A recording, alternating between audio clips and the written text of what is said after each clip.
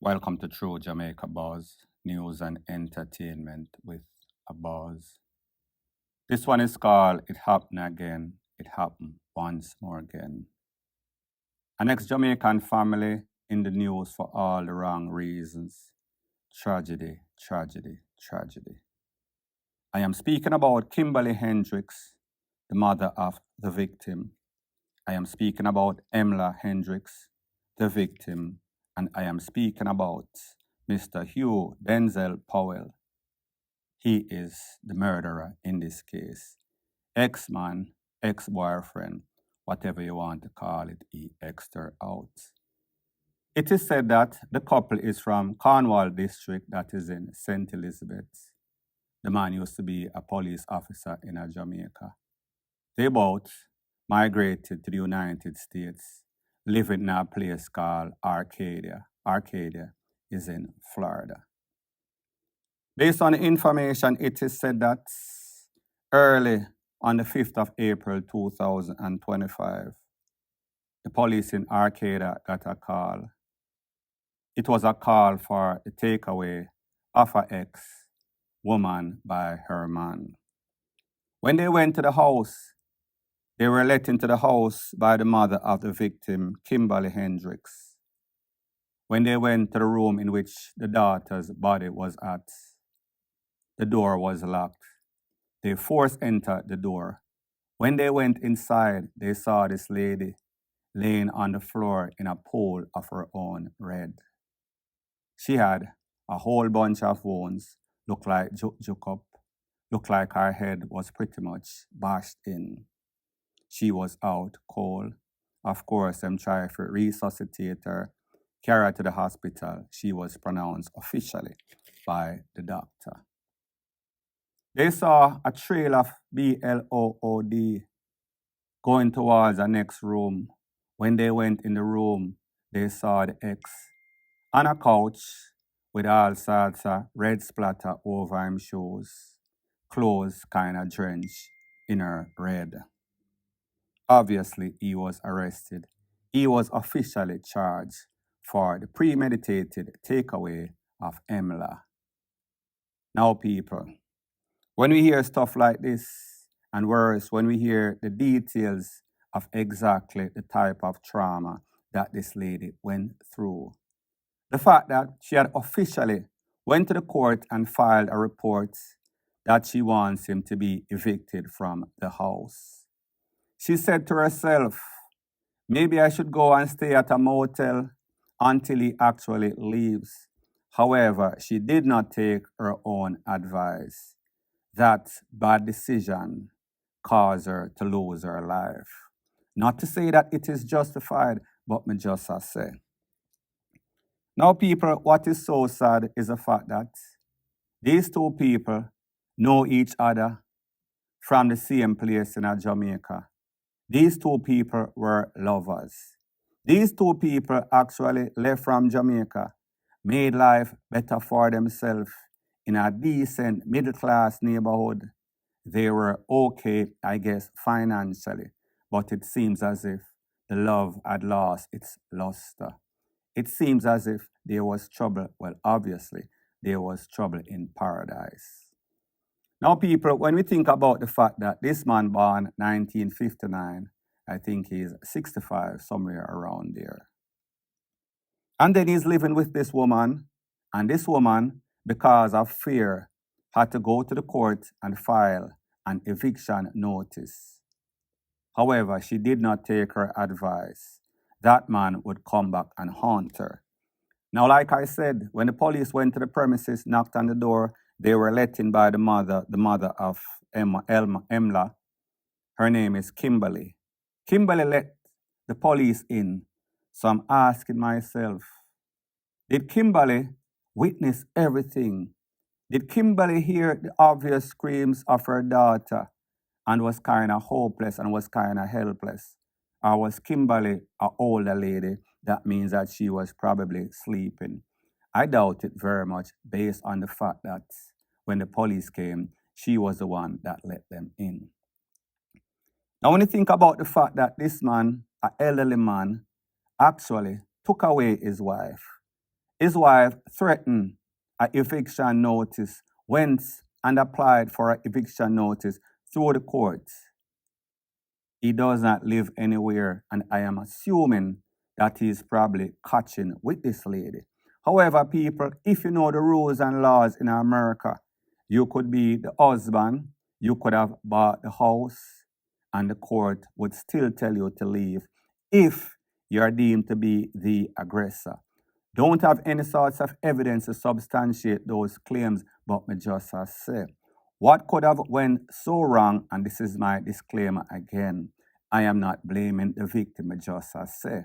How did it get to this point where these two persons that knew each other for decades, were lovers, were friends, come to the point in which one of those persons took away the next person because they just cannot get along?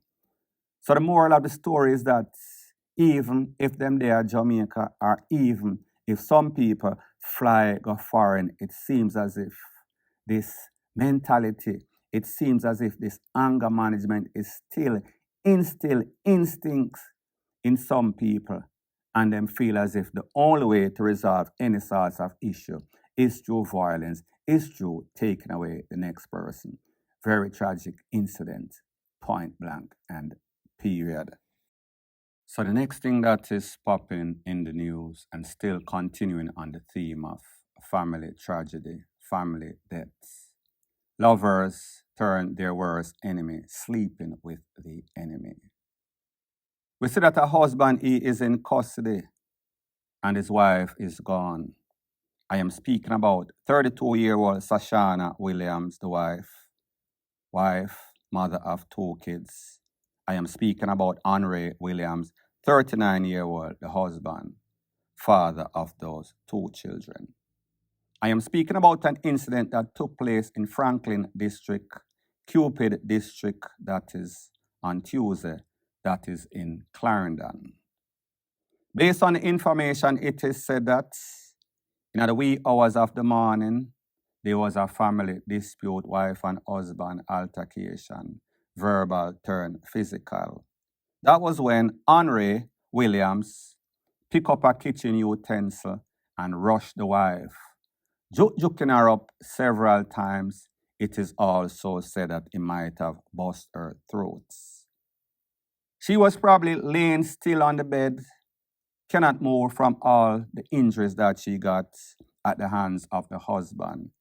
He then flinged some sorts of flammable liquid and then lit that bed that she was on, burning up the bed and almost burning down the whole house. It is said that those children, 2 of them under the age of 14, were all in the house, experiencing all of what the mother was going through. It is said that it was the neighbors that saw or heard the commotion and then went to their assistance, got these children out of the house, called the police, took out the BODY of this lady, Sashani. However, too late was the call. She was taken to the hospital. However, she was only to be pronounced. The injuries were too severe. Now, people, you see the pictures as I talk of better days. You see the picture of married. You see the pictures of smile. You see the pictures of the cake. Those were better days. People, me don't know what is going on. I spoke about the incident in ARCADIA in Florida, in which the same thing, different thing, but same sorts of results. Fast forward or before in a Jamaica or after in a Jamaica. Next patient, same treatment, same old ish. Another one bites the dust at the hands of the person that was supposed to love them. Trouble, real trouble, problem in a paradise. Jamaica, foreign Jamaicans have a problem with solving their issue, with coming up to an amicable agreement. It seems as if the only way that we can compromise or come to an agreement, is through violence. We're always going to let our emotions, and by our, I mean Jamaicans in general, not me. And people, again, like I said, it is tragic. The fact that the first incident in Arcadia, Florida, the mother was there, and then in Jamaica, the kids were there. People have to come save the kids. It is also said that that man tried to inflict some sorts of juk up upon him own BODY. Now, people, he survived, but he's in the custody of the Popo. And you know, more than likely, he's going to be charged for the takeaway of his wife and the brutal fashion in which she lost her life. And what is so sad about this situation is the telltale signs, the red flags, they were all there. Meaning that persons that live in the neighborhood saw it. Persons did not like the husband. Persons said that the wife was calm. The wife was not a violent person. She was a jovial person. However, she had decided that she was going to stay with her husband, stick and stay, even with all the red flags.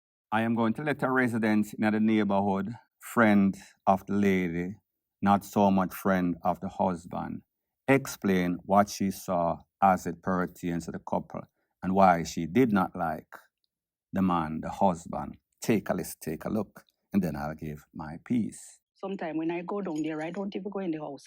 I just sit down at the hen right here. Our husband is like, our husband, I told sometimes how our husband look. I don't like how our husband look. So I tell her, I'm not coming in the house. She always say, you afraid of Henry? I say, no, but I don't like how he look. I'm afraid of her, I feel. I don't like him. We are all one family in the community. We talk to each other. When she ready, she come down by my house. When I'm here, she come to where we lie down, we cook and we eat together. She's not a vile person. She's a very nice person. Whenever time I am passing, she's like right there standing, that is her house. And she stand up and call, Auntie Esther, you all right? And I say, yes, me all right. So, people, just based on what that lady said, it is obvious that this lady, meaning the wife, was experiencing some abusive tendency by this man. However, she put up with it. She probably said to herself, he might go change. Me no want to leave my family. I want to stick and stay. I want to work it out. Usually, when you try to work it out, unless there's therapy, unless there's professional help, it is only going to get from bad to worse. And it got to the worse extent that it could have gotten. Another sad story as it pertains to Jamaican, as it pertains to their mentality. Very sad and tragic. Point blank and period. So the next thing that is popping in the news is an update about a story that I spoke about where 3 individuals lost their life in a place called Top Lincoln that is in Grange Hill. Grange Hill is in Westmoreland. Those individuals identified 15-year-old Sheldon McCallum, 25-year-old Odin Baran known as Bododup by the Indian. He was out on condition of bail for the takeaway of a life in 2023, amongst other stuff. However, the person that I am going to speak about, there was one other unidentified person, 3 of them altogether. The person that I want to speak about is the 15-year-old Sheldon McCallum, student, or he was, because he did not attend school for at least 6 months prior to the day that he unfortunately lost his life for the family members. I am going to let you hear from 2 people that works at the school that he attended and how he was missing and how many times the parents, specifically the grandfather, had to come in and talk to them because of his dress code. I am going to let you hear from the grandfather himself. Take a listen, take a look, and then I'll give my piece. We have to state expressly that Sheldon was never on suspension. Sheldon has been coming to school up to last academic year, and we would have sent for the parents on a few occasions to have dialogue regarding our moving policy. The parents would have come on a few occasions, but he just has stopped coming for various reasons. We have from an initiative with our PTA. So our PTA president actually went out on our behalf last week, met with the parent and guardian, spoken with the young man and the grandfather, and he was to return to school this week. Unfortunately, we got the news yesterday of his passing. After I spoke with Sheldon, we decided that, okay, miss, I'm going to cut my hair to come back to school, and you could look forward, because just because you are here now, I would come back to school. I said, okay, what I'll do, I'll just keep up with you, check on you on a regular basis to see what's the progress like. Couple night well, then catch couple, what's it, 10,000 crab. So then sell out. None of them still a catch. So we keep on calling him and say, come in your yard now, come. I hear the man will clean up and so. So him say, him now come and in this and so and so. Me say, then show body do and to someone. Him say, he must in it, you know. He must in it, but I'm going with him. So that me know. See, they know, in gone. So people, you heard what the school had to say. He was not actually suspended. He was kind of asked to bring his parents in because of his dress code. Because him kind of taking him pants and look like him as some dancer, or him a go a dance hall. Tight fit jeans or tight fit pants uniform. The school was not having it. It was not a part of their dress code. It violated the code. So they asked the parents to come in. Him decide, say, I'm about to go to school, yeah, because me want dress or me want dress. So it tells you that he was stubborn. Or maybe he was highly influenced by his brother-in-law, meaning bad Indian, meaning Bododo. So he decided to now go back to school. He lost interest, and he was probably gaining interest in the lifestyle of crime. However, based on what the grandfather is saying, him left and him go a crab bush and they caught crabs and they sold the crabs. So when he called him and tell him to come home, he did not want to come home. He was kind of hesitant. Now, people, here's the thing. I am not saying that they did not go to any sorts of crab bush and they did not catch any sorts of crab and they did not sell those crab, but they were also living a double life. The fact that the brother-in-law, Bododo, is a criminal, involved in a guns for drugs, involved in the takeaway amongst other crime. It is more than likely or hardly likely that they were just in the business of catching and selling crabs. That is bull crap that they are telling us. So more than likely, him knows the brother-in-law in a problem and he kind of like the excitement, the fast life. However, people, you saw exactly where this fast life led. It led both of them along with the other unidentified individual to the afterlife. Moral of the story is this: for all of you criminal elements, aspiring criminal elements out there that think that you don't want to go to school, you don't want to learn a trade, you don't want to get any sorts of education because that route is too slow. But like the saying goes, speed like lightning, crash or clash like thunder. Unfortunately for that young youth and his family, that is the case. In his case closed. Almost got closed casket, point blank and period. So anyways, people, thanks once again for checking out my video. If you appreciate videos like these, please show your appreciation by liking, commenting, sharing, and subscribing to my channel. That is how YouTube promotes videos like these to like-minded, sensible persons like yourself. Bless up.